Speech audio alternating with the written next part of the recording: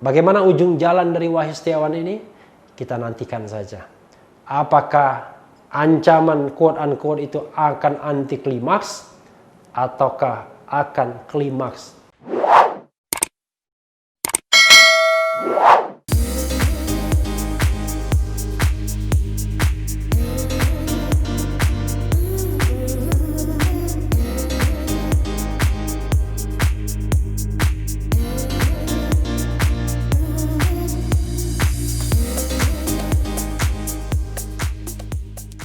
Assalamualaikum warahmatullahi wabarakatuh, Sobat RH sekalian. Jumpa lagi kita di channel yang keren ini, Keren Cadas. Kemarin kita uber soal ex-komisioner KPU Wahyu Setiawan. Sekarang ada lanjutannya. Beritanya ngeri-ngeri sedap juga ya. Dan kita bahas di channel Refli Harun ini ya. Ini ada berita, macam-macam beritanya ya. Ajukan JC, ya, JC itu Justice Collaborator, ungkap kecurangan Pilpres, Wahyu Setiawan dan tim hukum diduga diteror. Luar biasa ya, teror.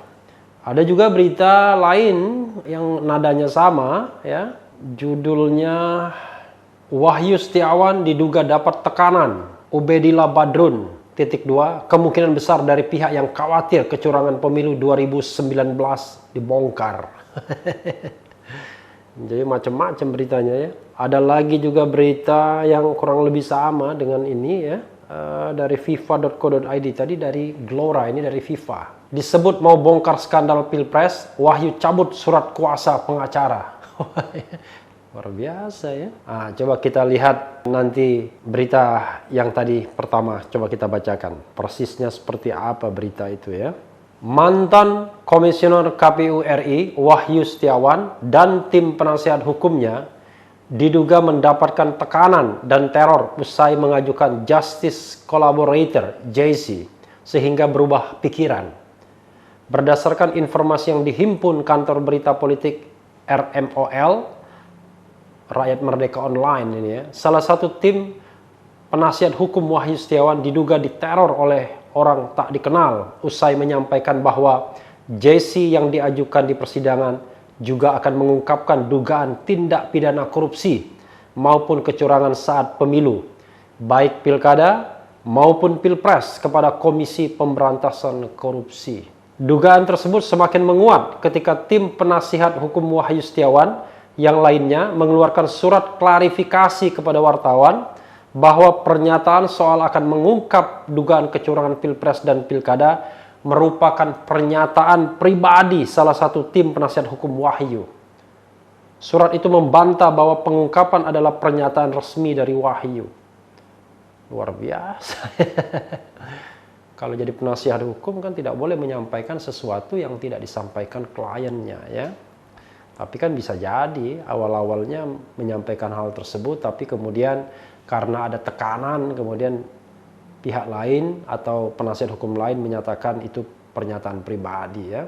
Diduga hal tersebut terjadi setelah banyaknya desakan dari berbagai pihak agar KPK menerima JC Wahyu, sehingga dugaan perkara lain yang diketahui Wahyu dapat terungkap.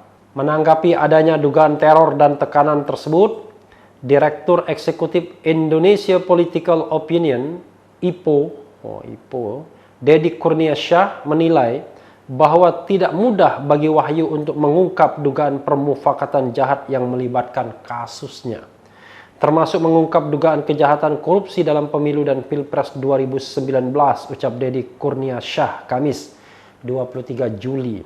Karena, kata Deddy, dia tidak yakin jika Wahyu hanya terlibat kasus kecil, yakni kasus dugaan suap PAW Harun Masiku dan seleksi anggota KPU Papua Barat saja.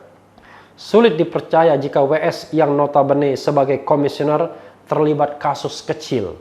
Ini hanya soal puncak gunung es saja. Sementara yang belum mengemuka sangat mungkin melibatkan elit-elit lain, jelas Deddy. Bahkan Deddy pun menilai akan ada tafsir bahwa Wahyu maupun tim hukumnya mendapatkan tekanan karena secara tiba-tiba pernyataan diubah setelah mencuat ke publik. Wah, bahaya ya. Tentu saja itu hal mudah untuk ditafsir. Pilihannya sederhana. Inkonsistensi WS dalam statement hanya akan memunculkan dua hal. Apakah dia berbohong atau dia dalam tekanan hebat, kata Dedi. Ya mudah sekali sebenarnya. Ya kasih saja dia kesempatan untuk menceritakan apa yang dia ketahui. Dari situ kan akan diketahui bahwa apakah dia akan bohong atau enggak. Karena kan orang biasanya kalau berbohong kan gampang ketahuan.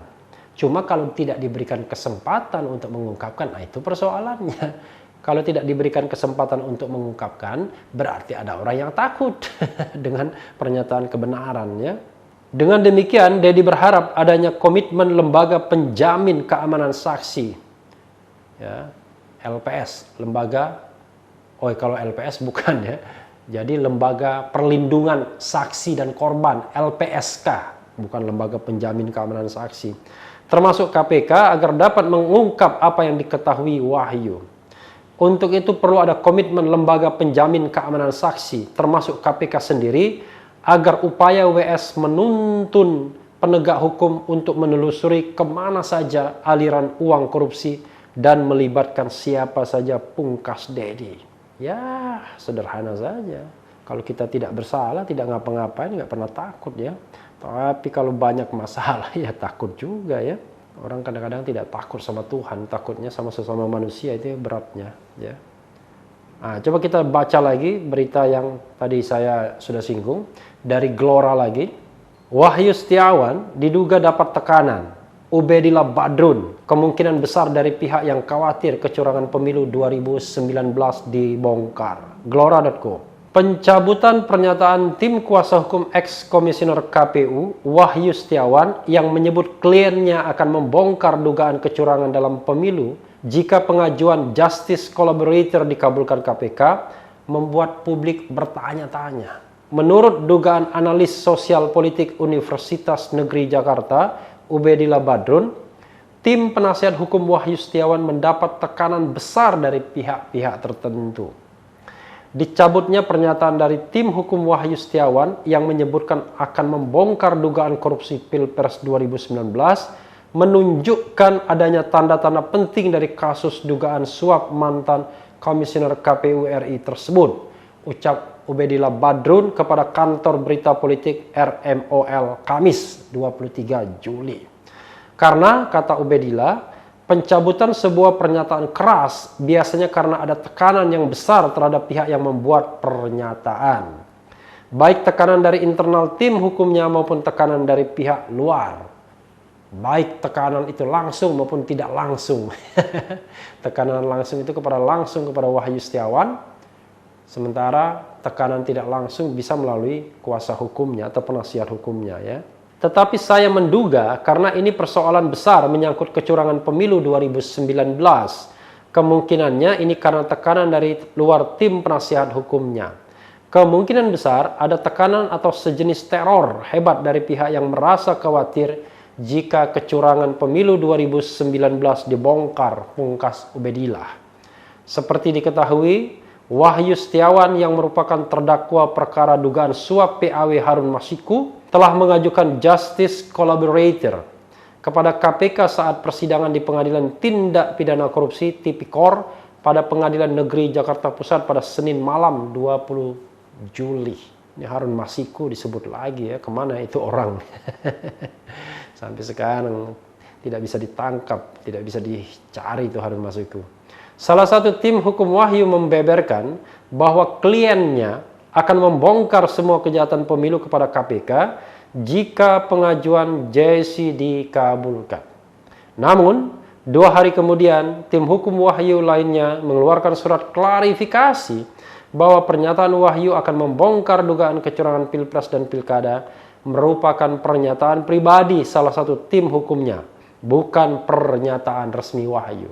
Ya, ini membantah tinggal ditanya saja ke Wahyu Setiawannya ya. Karena tim hukumnya ngomong, kemudian kuasa hukum lainnya ngomong, lalu Wahyunya sendiri apa omongannya? Ya susahnya dia dalam kondisi ditahan, jadi tidak bisa punya akses untuk mengklarifikasi langsung. Bahkan salah satu tim hukumnya telah dicabut kuasanya oleh Wahyu Setiawan. Nah, Berdasarkan informasi yang dihimpun kantor berita politik RMOL, surat klarifikasi tersebut diduga dibuat karena adanya tekanan terhadap Wahyu. Bahkan tim hukum Wahyu juga diduga diteror oleh orang tak dikenal. Surat klarifikasi tersebut dibuat seolah-olah untuk mengademkan situasi yang sempat ramai di publik.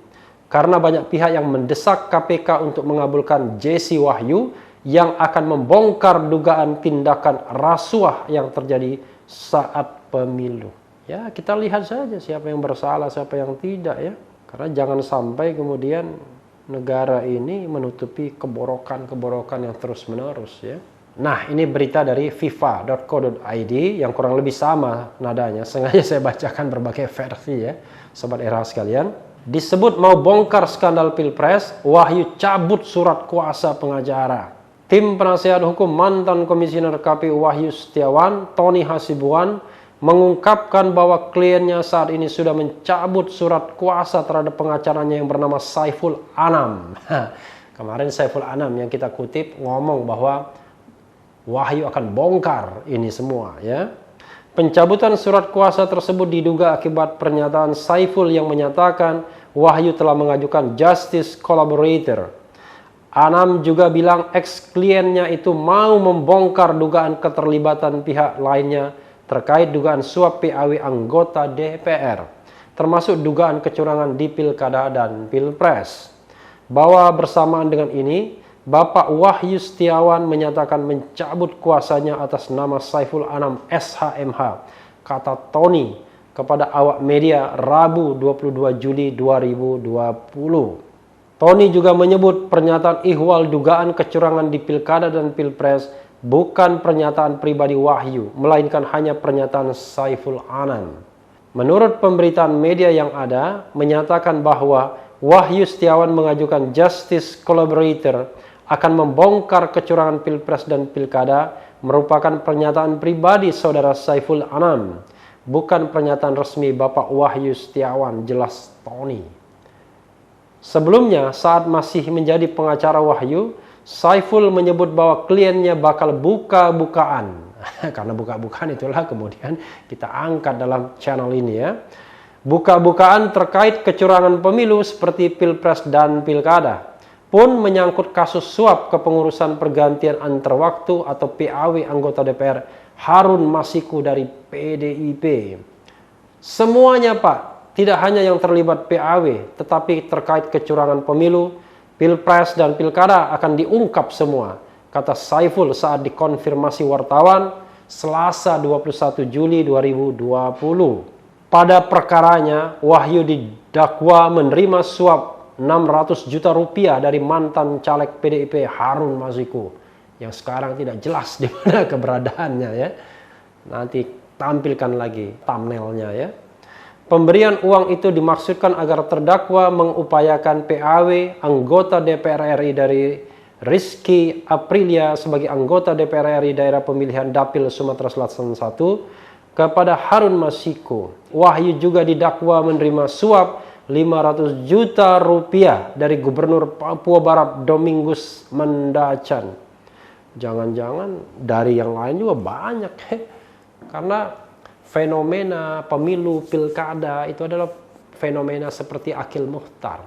Kita tahu Akil Mukhtar banyak sekali menerima suap dari berbagai pihak selama menangani sengketa pilkada di Mahkamah Konstitusi. Memang yang tertangkap pada waktu itu ketika Bupati terpilih Gunung Mas yang akhirnya meninggal dalam penjara berusaha menyuap Akil Mukhtar dengan 3 miliar rupiah. Tapi begitu dilihat kasusnya, banyak sekali kasusnya dan kemudian dikenakan pula TPPU. Sekarang Akil Mukhtar sudah kena hukuman seumur hidup di Sukamiskin sana. Tapi kembali kepada Wahyu Setiawan ini, ya sederhana. Ya, pernyataan Saiful Anam itu karangannya dia sendiri atau memang sesuatu yang pernah dia dengar dari Wahyu Setiawan. Kalau karangannya sendiri, ya tidak perlu ditakutkan. Kenapa? Ya namanya karangannya sendiri. Kenapa harus kita khawatir? Ya kan? Justru Saiful Anam kehilangan kredibilitasnya. Karena menyampaikan sesuatu yang tidak merupakan pernyataan kliennya. Jadi itu sudah merupakan pelanggaran yang luar biasa.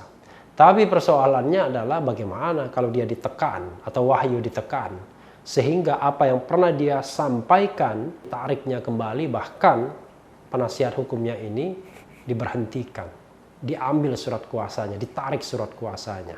Karena memang kalau saya meyakini yang namanya kecurangan di dalam pilpres, di dalam pilkada, termasuk dalam pergantian antar waktu, melibatkan tokoh-tokoh politik, orang-orang penting, orang-orang dikenal, itu sesuatu yang sebenarnya sudah bisa diduga. Karena saya selalu mengatakan dari dulu, ketika saya masih di Center for Electoral Reform, pemilu kita ini becek.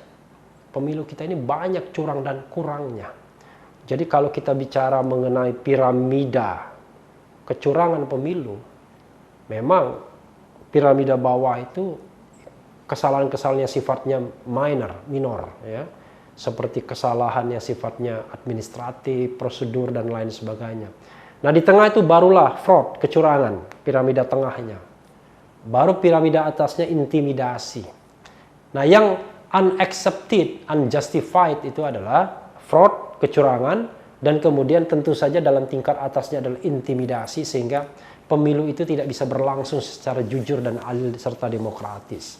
Nah, kita bisa menilai apakah kita berada pada piramida puncak di mana pilpres, pemilu, pilkada tidak bisa dilakukan secara demokratis karena banyaknya intimidasi, ya, bahkan teror.